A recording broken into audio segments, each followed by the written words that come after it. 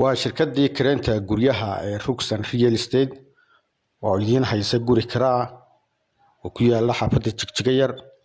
waa guriga arkaysa waa guri cusub oo hadda farta laga qaaday, cid horena ma gelin.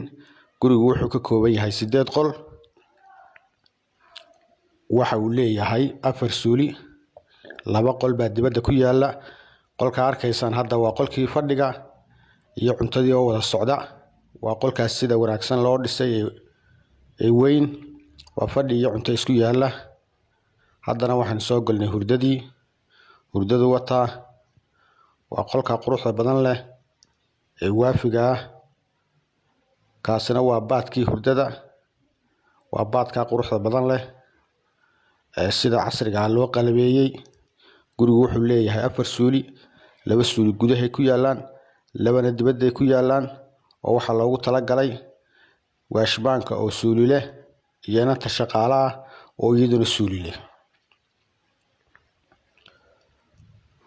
gurigu sidaan idin sheegay wuxuu ka kooban yahay 8 qol.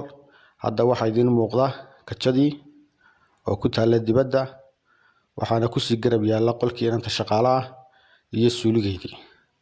haddaba haddaad u baahantay gurigan la soo xidhiidh Rugsan Real Estate.